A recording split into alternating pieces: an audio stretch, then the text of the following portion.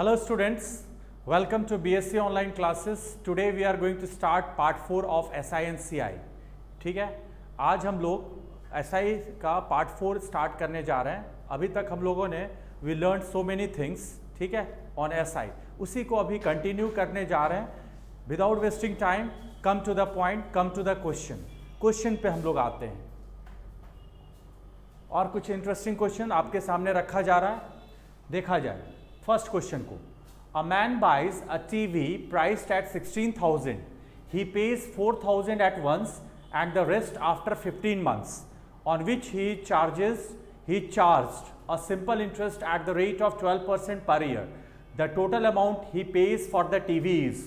कह रहा है ना कि एक व्यक्ति 16,000 रुपये वाला कीमत वाला एक टीवी खरीदता है. 16,000 उसकी कीमत थी. At the time at the moment वो 4,000 पे कर दिया. 4,000 वो तुरंत पे कर दिया. तो अभी भी 12,000 उसको देने रह गए थे. लेकिन अब 12,000 वो 15 महीने बाद अगर चुकाएगा तो बताओ इंटरेस्ट लगेगा कि नहीं. दुकानदार द्वारा इंटरेस्ट चार्ज होगा ना, वही हुआ है. 15 महीने के बाद देता है, जिस पर उसे 12% प्रति वर्ष की दर से एसआई लिया जाता है. तो बताओ वह टीवी के लिए टोटल कितनी राशि पे किया.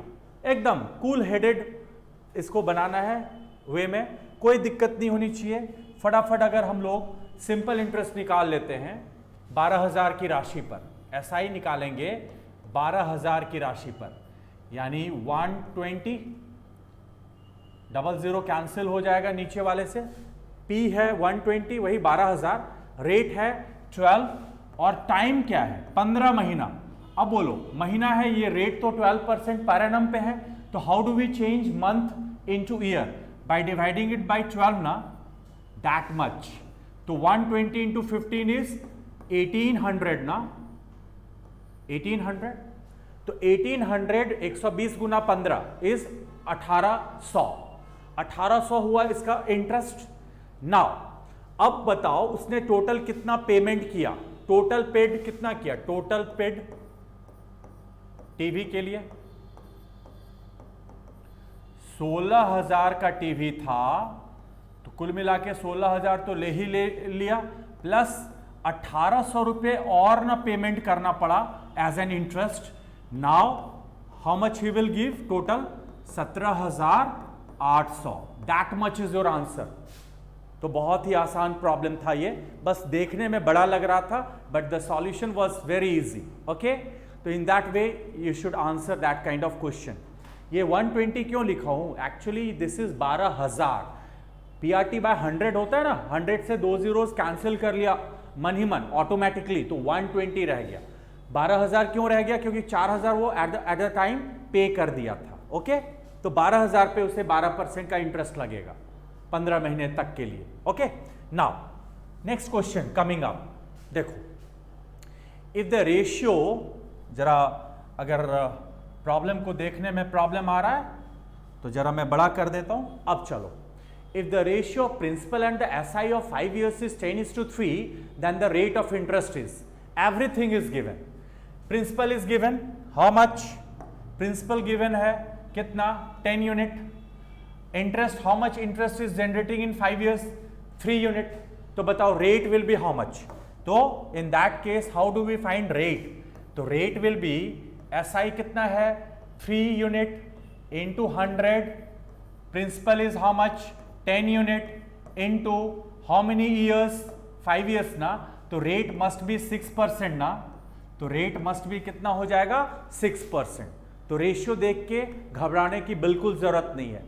रेशियो बंटवारा कर दिया गया था. रेशियो मीन्स बांट दिया गया, बांट दिया जाना. ओके, तो very easy, 6% is the answer. So which option seems to be absolutely correct? Option A is absolutely right answer. ठीक है, ओके. अब मत मिस करना रेशियो पर बेस्ड इस तरह के questions. Next question is coming up. कह रहा है अगले सवाल में, mister Datta desire to deposit his retirement benefit of rupees 3 lakhs partly to a post office and partly to a bank at 10% and 6% interest respectively. If his monthly interest income was rupees 2,000, then the difference of his deposits in the post office and in the bank was. फिर से पढ़ो. Mister Dutta, Hindi में अब, अपने 3 लाख रुपए के retirement लाभ को अंशतः पोस्ट ऑफिस में जमा करता है और पार्टली बैंक में जमा करता है। क्या क्या पोस्ट ऑफिस और बैंक उसको ऑफर करता है? Rate of interest 10% and 6%। ठीक है, अगर उसकी मासिक ब्याज आए, ध्यान दीजिएगा, 2000 रुपए हो तो डाकघर और बैंक में उनकी जमा राशि में कितना अंतर था? You have to find out the difference कि पोस्ट ऑफिस और बैंक में वह कितना अमाउंट डिपॉजिट किया था, उसके बीच का डिफरेंस हमें पता करना है। ओके, नाउ मैंने कहा था जब कभी भी 2 भागों में बंटवारा हो तो ट्रिक क्या कहता है? ट्रिक एलिगेशन से बनाओ, हमेशा एलिगेशन मिक्सचर। कैसे बनाएंगे? क्या करेंगे? 3 लाख का 10% ले लेंगे। 1 सेकेंड के लिए मान लेंगे कि सारा का सारा 3 लाख 10% पे लगाया गया, तो उसकी वैल्यू क्या हो जाएगी? 30,000। 10% ऑफ 3 लाख इज 30,000। 1 सेकेंड के लिए मान लो कि बैंक में 6% के इंटरेस्ट से लगाया गया 3 lakh. The 6% of 3 lakh will be how much? 18,000, right? Now, overall he is getting a monthly income of 2,000.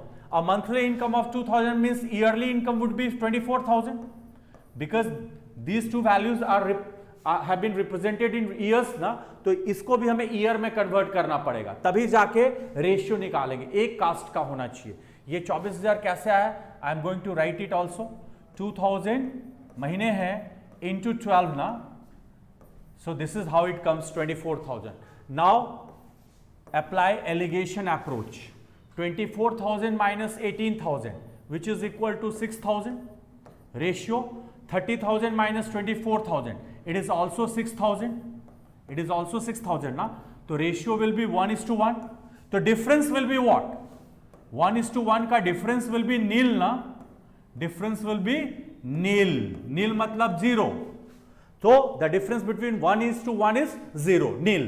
मतलब बरोबर पैसा पोस्ट ऑफिस में भी उन्होंने, दत्ता साहब ने जमा किया होगा और बैंक में भी उतना ही पैसा जमा किया होगा। Okay, so this is how you can answer quickly. Very important problem. ठीक है, देख लो। Next question coming up. Next question, again very interesting, very important. A boy aged 12 years is left with rupees 1 lakh which is under a trust. The trustees invest the money at 6% per annum and pay the minor boy a sum of rupees 2,500 for his pocket money at the end of each year. The expenses of trust come out to be rupees 500 per annum. Find the amount that will be handed over to the minor boy after he attains the age of 18 years. देखो, 12 वर्ष का एक लड़का था, ठीक है, 1 लाख रुपए छोड़े जाते हैं। अब ट्रस्टी को 6% प्रति वर्ष पर निवेश कर देते हैं। 1 लाख रुपए उसको मिला 10 साल की उम्र में। किसे मिला? 12 वर्ष के एक लड़के को 1 लाख रुपए मिला। उसने उसे कहाँ जमा कर दिया? ट्रस्ट में। वो ट्रस्ट उसको कितना परसेंट देता है? ब्याज 6% देता है।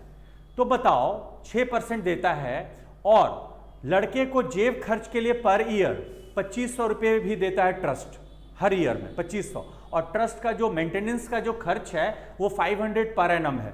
तो आपको पता करना है कि जब वह 18 साल का हो जाएगा, 18 ईयर्स का हो जाएगा, तो how much amount will he get. तो सबसे पहले प्यार से जरा पता करो कि 12 साल से 18 साल तक होते होते उसको टोटल इंटरेस्ट कितना मिलना चाहिए। ऐसे total interest how much he will get. Total interest जरा पता करो बाबू। तो total interest he will get how much? Total simple interest, I mean to say total interest. तो 12,000, सॉरी 1 लाख है ना, okay, 1 lakh. Principal is 1 lakh, rate is how much? 6, and time is also 6 ना, divided by 100, PRT by 100, that means 36,000 ना, 36,000 मिलेगा total interest. Got it? 36,000 मिलेगा। Okay, 36,000 he will get as an total interest, but left interest, left कितना बचेगा? Left बचेगा कितना? अब देखो, left at the age of 18, या लेफ्ट पहले निकाल लो, 18 बाद में, 18 ईयर्स तो समझ ही रहे हैं कि 18 साल का हो जाएगा लड़का तब उसको फाइनली कितना मिलेगा। तो टोटल ऐसे कमाया था वो 36,000, इसमें से वो सालाना ले रहा है 2500, ठीक है।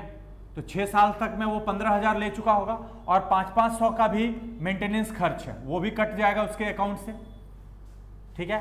तो 36,000 माइनस 2,500 इंटू 6 माइनस 500 इंटू 6, यानी 36,000 में 15,000 और 3,000, 18,000 चला गया। तो 18,000 ही ना उसके पास फाइनली बचा देने को। ट्रस्ट वापस कितना करेगा? 18,000। लेकिन अमाउंट कितना मिलेगा जब वो 18 साल का हो जाएगा? 1 लाख जो जमा किया था वो तो मिलेगा ही मिलेगा, वो तो मिलवे करेगा, ऐसे भी बोल सकते हो, और 18,000 और मिल जाएगा। यानी when he will be at the age of 18 he will get 1,18,000 finally, 1,18,000 उससे कुल मिला के वापस आएगा पैसा, बस कुछ नहीं था। ऐसे बनाना चाहिए। ओके, नाउ आई होप कि ये आपको बातें समझ में आ गई होगी। माइनस इसलिए हुआ क्योंकि वो हर साल 2,500 रुपये ट्रस्ट से पॉकेट खर्च के लिए ले रहा है। माइनस 500 इसलिए हुआ क्योंकि मेंटेनेंस खर्च भी है। आप भी बैंक में जमा करते हो ना, तो बैंक भी आपसे सर्विस चार्ज काटती है। मुफ्त में आपका पैसा वो जमा करके नहीं रखती, उसका भी सर्विस चार्ज लगता है। वही हुआ है इसके साथ भी, 500 रुपये लग रहा है सालाना चार्ज, ठीक है, ट्रस्ट का, वो भी काट लेगा इसके अकाउंट से। ओके, तो इस कुल मिला के इस तरह से आपको बना लेना था, इसमें कोई दावपेच नहीं था इस सवाल में। Okay, now coming to the next question, आ रहे हैं अगले क्वेश्चन की तरफ। देखो, ऐसे question you people have already solve. हम लोग इस तरह का एक और सवाल देख चुके हैं। मैंने कहा था SI on ₹36,000 for the period from 5th January to 31st May 2013 at 9.5% per annum is। देखो कह रहा है ना कि 36,000, सिर्फ डेटा मैंने बदल दिया जानबूझ करके, ताकि एक तरह इसी टाइप का एक और क्वेश्चन आप बच्चों से प्रैक्टिस कराया जाए, ताकि कॉन्फिडेंस इस तरह के क्वेश्चन में आपका बैक हो जाए, पूरी तरह क्लियर हो जाए चीजें। मैंने कहा था जिस दिन आप अपने पैसे बैंक में डिपॉजिट करते हो उस दिन आपको बैंक इंटरेस्ट नहीं देती है, उस दिन से नहीं देती है, अगले दिन से आपको इंटरेस्ट देती है। ये जान लो, ये रूल है बैंक का।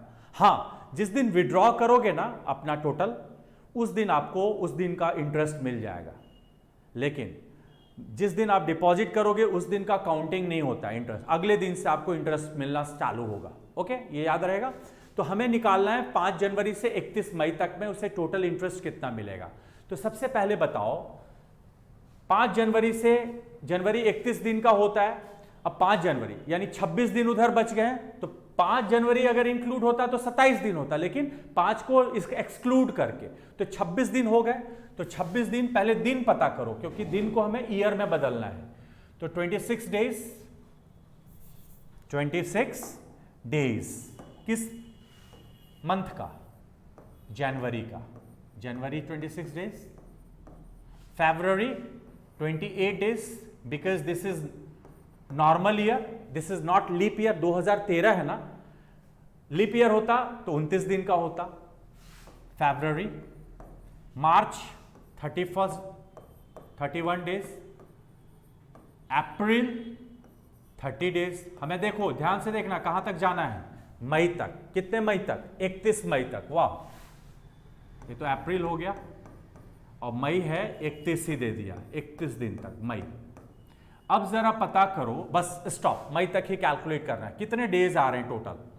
26, 28, 26, 8, 34, 34, 20, 54, 54, 31, 85, 85, 30, 115, 115 एंड 36, 146 डेज आया ना।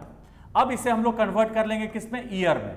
तो 146 divided by 365, now it has changed into year. 73 2 जा 146, 73 5 जा 365, 2/5 ईयर ना। So 146 days means 2/5 year. Now we can easily calculate interest, simple interest. तो interest will be how much? बताओ, प्रिंसिपल कितना दिया हुआ है, क्या हजार लगाता है? 36,000। रेट इज कितना? Rate is 9.5, time is 2/5 by 100 ना, okay, PRT by 100, double zero लेने की कोई जरूरत नहीं है, वो तो कैंसिल हो जाएगा। सुनो अब कैसे कैलकुलेट करेंगे फटाफट, डेसिमल से ये भी एक जीरो जाएगा यहाँ वाला। अब देखो 519 जा 95, 36 इंटू 38, 36 इंटू 38। अब देखो कैसे कैलकुलेट करेंगे मेंटली, 36 इंटू 38, 36 4 जा कर लो 144, 1440, उसमें 72 घटा देना क्योंकि 38 बार जाना है, तो 1440 में 72 घटाओ, तो 72 घटाओगे तो यू विल गेट 1368 ना, 1368। 1440 में 72 घटाएंगे तो यू विल गेट 1368। तो how much will be the total interest generated? Total interest generated will be 1368। Okay, कहां से कहां तक कैलकुलेट होगा? From 5th January to 31st May 1368 total interest will be generated, इतना इंटरेस्ट पैदा होगा। Okay, so which option is the right answer? Option first is the right answer. तो इस तरह से कैलकुलेट करना बच्चे एग्जाम में, ठीक है, पेपर में, राइट। चलिए, इस तरह के क्वेश्चन हम लोग पहले भी देख चुके हैं, दैट्स वाई हम लोग को ज्यादा अब दिक्कतें नहीं होनी चाहिए। चलो नाउ देखो, हटा दो तुरंत 1 सेकेंड में, बना ला लो। हटाना मतलब बना डालना, ठीक है, ऐसे समझना। अब बड़ा कर दिया, चलो अब तो दिक्कत नहीं होनी चाहिए दिखने में। द रेट ऑफ SI पर annum of bank being decrease from 5% to 3.5%. The annual income of a person from interest was less by ₹105. The sum deposited at the bank was. कह रहा ना, यदि किसी बैंक की प्रति वर्ष साधारण ब्याज की दर 5% से 3.5% हो जाती है, अब बताओ 5% से 3.5% हो गया, यानी कितने परसेंट की कमी आई? 1.5% की, 1.5% की, लेकिन रुपीज में कितने रुपीज की कमी आई? 105 ना, हो गया, बन गया, 1 सेकेंड, एक लाइन में बन गया आपका। 1.5% की कमी आई, लेकिन रुपीज में कितना की कमी आई? 105 ना, तो 1.5% इक्वल्स टू 105। कोई भी सम टोटल कितना होता है? 100% ना, तो 100% विल बी हाउ मच? तो 105 इंटू 100 डिवाइडेड बाय 1.5, ठीक है। अब देख रहे हो, डेसिमल उड़ेगा तो एक जीरो यहां बढ़ जाएगा, 15 7 जा 105, means that invested amount must be 7,000, deposited money will be 7,000, तो वह राशि कितनी रही होगी? 7,000 रुपए, यानी first option is the right answer. 1.5% कैसे आया? Actually 5%, the difference between 5% and 3.5% is 1.5% ना, फ्रॉम देयर इट कम्स, वहां से आया। ओके, कमी आया है, तो वही परसेंटेज का डिफरेंस देख लेना था कि कितने की डिफरेंस है। तो the difference between 5% and 3.5% is 1.5%। ओके, आ गई बात समझ में? नेक्स्ट क्वेश्चन, सब प्रैक्टिस करते चलना। Tushar borrowed a sum of ₹12,000 at 15% per annum from a money lender on 13 January 1987 and returned the amount on 8 June 1987 to clear his debt. Then the amount paid by Tushar to the money lender to clear his debt was. ये तो पक्का अभी आप बना के मैंने दिखाया है, ठीक है। तो ये question I am going to give you as a homework, ये होमवर्क है आपका, मतलब आप लोग कमेंट बॉक्स में इसका आंसर जरूर बताना, ठीक है, जरूर। अभी ना बताया था वो डेट वाला, 13 जनवरी नहीं कैलकुलेट होगा, आगे जो जनवरी का बच गया ना डेज, वो कंसिडर करेंगे, उसको लेना नहीं है 13 को आने वाला, 18 दिन ही लेंगे, 19 दिन नहीं लेंगे, बस अब तो बन जाएगा ये, ठीक है। अमाउंट पूछ रहा है, क्लियर हिज डेब्ट, यानी 12,000 तो होगा ही होगा, प्लस जो इंटरेस्ट प्रोड्यूस होगा ना वो भी ऐड हो जाएगा, वही यही रीजन है कि जो भी ऑप्शन है 12,000 से अबव है तो इंटरेस्ट ऐड करके आंसर करना। ओके, तो मैंने ये हिंट दे दिया, ये ऑलरेडी हम लोग प्रैक्टिस कर चुके हैं अभी जस्ट। ओके, चलो नेक्स्ट क्वेश्चन। हाँ, look, very interesting. A sum of ₹X was put at SI at a certain rate for 2 years. Had it been put at 3% higher rate, it would have faced rupees 300 more. देखो, अगर x एक राशि है, x 2 वर्ष के लिए एक निश्चित दर पर SI पर रखी गई, यदि वह 3% अधिक दर पर रखी जाती, 3% अधिक दर पर रखी जाती, वो 3% जो है ना पर एनम है, तो 2 साल में कितना हो जाएगा? 3% है तो 2 साल में कितने हो जाएंगे डियर? 3 इंटू 2 6% ना, तो 6% होने की वजह से कितना अधिक मिल रहा है? तो 6% होने की वजह से 300 रुपए ना अधिक मिल रहा है, तो 6% इक्वल्स टू 300 रुपी। तो therefore any borrowed some is how much? 100% ना, 100% क्या होगा? वही आंसर। अब तो याद हो गया होगा इस तरह के क्वेश्चंस कैसे सॉल्व करना है। कभी दिक्कत, कभी प्रॉब्लम नहीं आनी चाहिए ना, फॉर्मूला का भी इस्तेमाल करना जरूरी नहीं है, ठीक है। लेकिन आपको यहीं तक रुकना नहीं है, यही तो है, यहां तक रुकना नहीं है।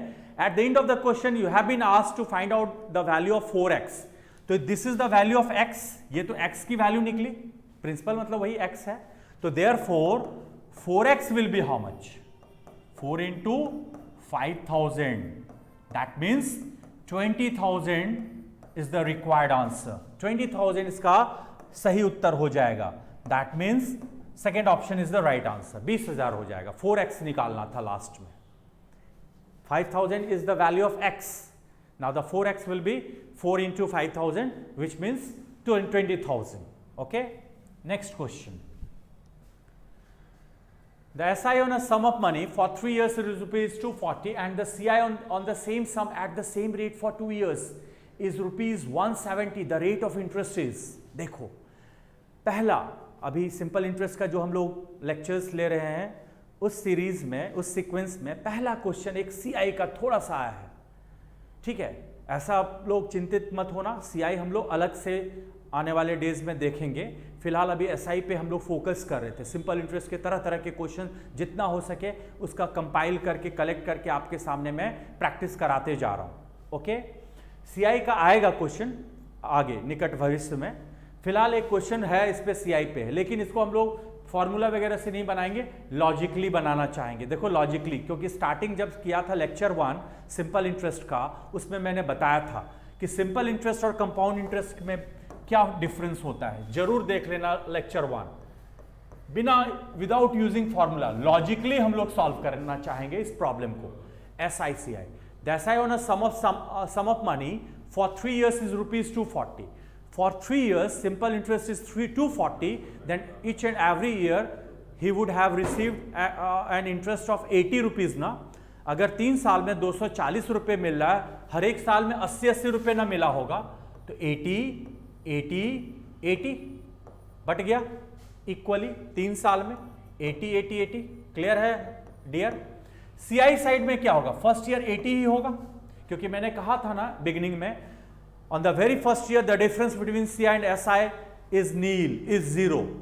पहले साल SI और CI के बीच का डिफरेंस जीरो होता है, कोई डिफरेंस ही नहीं होता। अगर 80 मिला है तो इधर भी 80 मिला होगा, लेकिन 2 साल का ही CI दिया हुआ 170, 80 ले चुके हैं, फिर 80 रहा होगा प्लस 10 होगा, तब ना इस पूरे की वैल्यू 170 तभी ना होगा। 80 10, अब यहां से रेट निकल गया। 10 कितना, 80 का कितना परसेंट है? 10 जो है 80 का कितना परसेंट है? 20/80 into 100 विच मीन्स 12.5% ना, तो 12.5% will be the rate. Answer done. So which option is the absolutely right one? Option first is the absolutely correct ना, 12.5%। तो इस हिसाब से ऐसे क्वेश्चन उड़ा देना, और बहुत इंपॉर्टेंट क्वेश्चन है, I am telling you again and again, this is very important question, ठीक है। तो प्लीज इसको जरूर समझना। ओके, 80 10 में ब्रेक होगा, क्योंकि द एंटायर वैल्यू इज 170। 80 दोनों तरफ एंट्री हुआ, क्योंकि पहले साल जितना SI होता है उतना ही CI होता है। Okay, very important, very interesting question. Next question देखो, in the question it is given that a certain sum of money amount to rupees 2200 at 5% interest, rupees 2320 at 8% interest in the same period of time. The period of time is, कह रहा है एक ही समयावधि में कोई धनराशि 5% के ब्याज पर 2200 रुपये और 8% के ब्याज पर 2320 रुपये हो जाता है। 5% पे 2200, 8% पे 2320, सेम पीरियड ऑफ टाइम है। तो you have to find out the time, period of time. आपको पीरियड ऑफ टाइम निकालना है। ओके, देखो इसको भी हम लोग फटाक से उड़ा सकते हैं। How? The difference between 2200 and 2320 is 120 and the difference between 5% and 8% is 3%। तो बताओ 3% में 120 का अंतर आया, 3% की वजह से 120 का डिफरेंस आया। तो 1% वुड बी 40, 3 बराबर 120, 3 में 120 गोलगप्पा, तो 1 में 40 गोलगप्पा। तो 5% अगर लेते हैं तो 200 ना, तो 200 इज द इंटरेस्ट। 2200 पे 200 इंटरेस्ट है, 5%, ये 5% है ना, 2200 पे था 200। तो principal would be 2200 minus 200, 2000 is the principal. Therefore time would be SI 200 into 100 by P into R ना, तो 2000 into rate is 5। Answer done, answer completed। 10 times 200, 10, 50, 100 by 50, 100 by 50 means 2 years ना, 2 years ना, ठीक है, 2 times में cut रहा है, यानी 2 years will be the answer। That much is your answer। तो कितने साल में हो जाएगा जी? सेम पीरियड ऑफ टाइम क्या होगा? 2 years is absolutely correct answer। Right? तो ये है लॉजिकल, लॉजिक ऐसे बनाना। मैंने कहा है शुरुआत से, सिंपल इंटरेस्ट के कोई भी क्वेश्चन रखो आपको चुटकियों में बन जाते हैं आसानी से। Okay, now next question is, for 2 years a sum was put at SI at a certain rate। if the rate was 3% higher it would have faced rupees 300 more। what will be the sum? कह रहा है ना 2 वर्षों के लिए। अभी इस तरह का क्वेश्चन तो हो चुका है, चलो इस तरह का क्वेश्चन अभी कर चुके हैं, सेम क्वेश्चन हो चुका है, रिपीट हो चुका है, यानी इसका आंसर 5000 जो था वही आंसर है। ओके, रिपीट हो चुका है। Next question, a money lender claims to lend money at the rate of 10% per annum simple interest। however he takes the interest in advance when he lends a sum for 1 year। at what interest rate does he lend the money actually? कह रहा है कि एक साहूकार 10% प्रति वर्ष साधारण ब्याज की दर से धन उधार देता है। हालांकि वह जो 1 वर्ष के लिए धन उधार देता है तो ब्याज जो है ना एडवांस में ले लेता है, इंटरेस्ट एडवांस में ले लेता है। तो वास्तव में ब्याज दर कितना होगा? ऐसे 10% रखा है, लेकिन वास्तव में आपको पता करना है कि रेट ऑफ इंटरेस्ट क्या होगा। इंटरेस्टिंग क्वेश्चन है, देखो कैसे बनाएंगे। मान लेते हैं कि उसने 100 रुपये मान लो किसी को दिए, तो let P B equals to 100 मान लिए प्रिंसिपल। अब बोलो इंटरेस्ट तो वो ले लिया कितना? 10%। तो इंटरेस्ट ले लिया आपका 10%, एडवांस में ले लिया, एडवांस कितना? 10। अब बताइए 10 रुपया तो ले लिया, तो अब तो हमें 90 ही ना लोन अमाउंट बचा, 100 माइनस 10 90। अब बताना है वही कि 10 जो है 90 का कितना परसेंट, वही रेट हो जाएगा। 10 जो है 90 का कितना परसेंट, क्योंकि वो एडवांस में ले लिया था, तो हमारे अब तो हमें वापस करना तो रह गया 90 ही ना मनी लेंडर को, साहूकार को, क्योंकि 10 रुपया तो पहले ही ले लिया एडवांस में, तो 90 पे ही ना अब 10 रुपया लगना है उसको। तो 10 जो है 90 का कितना परसेंट है, यही हो जाएगा आपका आंसर। रेट ऑफ इंटरेस्ट 11/9% है ना। इंटरेस्टिंग, इस तरह से भी सोचा जा सकता है। अगर वही अंत में 10 रुपया लेता ना, तब then rate of interest would have been 10%, लेकिन वो 10 चूंकि एडवांस में ले लिया, यानी 90 पे अब इवैल्यूएट करेंगे 10 जो है 90 का कितना परसेंट है, दैट मीन्स 11/9%। उड़ा दो ऐसे क्वेश्चन को। Option D is the right answer, इसका आंसर ऑप्शन डी में है। ठीक है, चलो अब अगले क्वेश्चन की तरफ मूव करते हैं। Moving on to the next question. ये भी हम लोग देख चुके हैं पास्ट में। A certain sum doubles in 7 years at SI. The same sum under the same interest rate will become 4 times in how many years? ठीक है, इसको भी हम लोग देख चुके हैं ट्रिक से भी और 100 लेके। तो आप लोग 100 लेके इसको बनाना, और ट्रिक कहीं कहीं formula you will find in that way. T2 जब निकालना हो तो ये फॉर्मूला अगर याद रख सके बच्चों तो इस तरह ये भी फॉर्मूला याद रख सकते हो, n2 - 1 into T1 upon n1 - 1। 100 से भी बना सकते हो, ये ट्रिक भी है मैं आपसे शेयर कर रहा हूं। n2 is how much here? n2 is 4 गुना ना n2, तो 4 - 1 इंटू कितने वर्षों में?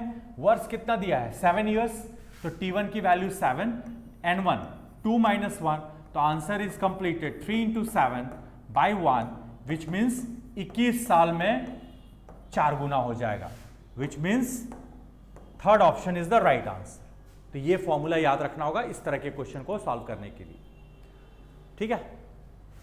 ओके, नेक्स्ट प्रॉब्लम देखो। On a certain sum, the SI for 12.5 years is 3/4 of the sum. Then the rate of interest is rate of interest is rate निकालना है। 3/4 तो दिया ही है SI, तो rate will be how much? 3/4 interest is given into 100. Time is how much? Time is 12.5. 12.5 means 25/2. हो गया answer. 25 4 100 and 2 will be multiplied with 3, 6% per annum. That much is answer. कौन सा ऑप्शन सही है इसका? Option B is the absolutely correct answer, ठीक है? Now the last question of the day is coming up. आज का अंतिम सवाल अब आपके सामने मैं पेश कर रहा हूं, प्रैक्टिस करा रहा हूं। अंतिम सवाल आज देखा जाए। Last question is, a man borrows some amount at the rate of 12% per annum at SI. After 6 years, 8 months, he paid rupees 720 as an interest. Find the amount borrowed by him. ये भी तो चुटकियों में बन जाएगा easily. 6 साल 8 महीने हैं, तो मैंने बोला था महीने को वर्ष में बदलना चाहिए, बदलना है, तभी आप आंसरिंग कर पाओगे। Amount borrowed by him मतलब प्रिंसिपल निकालना है। You have to find out the principal. तो principal will be how much? Simple interest is given, interest is how much? Interest is 720 into 100। ये सारे क्वेश्चन प्रीवियस एग्जाम्स में पूछे गए हैं, ठीक है? चेक कर लेना अगर नहीं बिलीव हो तो। एब्सोल्युटली CPO, SSC, बैंकिंग सारे क्वेश्चंस ये पूछे गए हैं, ओके? तो बी कॉन्फिडेंट और ऐसे क्वेश्चन आप प्रैक्टिस करके जरूर जाना। 720 into 100, SI into 100 by rate into time. Rate is how much? 12%. Time is 6 साल 8 महीने हैं, तो क्या करेंगे? 6 साल 8 महीने हैं तो 8/12 कर देंगे, क्योंकि महीने को ईयर में बदलने के लिए we need to divide by 12 ना। बस हो गया, इसको सॉल्व कर लो तो you will get the answer. 720 into 100 divided by 12 into 6 × 18 2 20/3, ठीक है? अब काटो 12 60 जा 20 3 जा 3 3 जा 9 इंटू 100 इज 900। तो how much money did he borrow?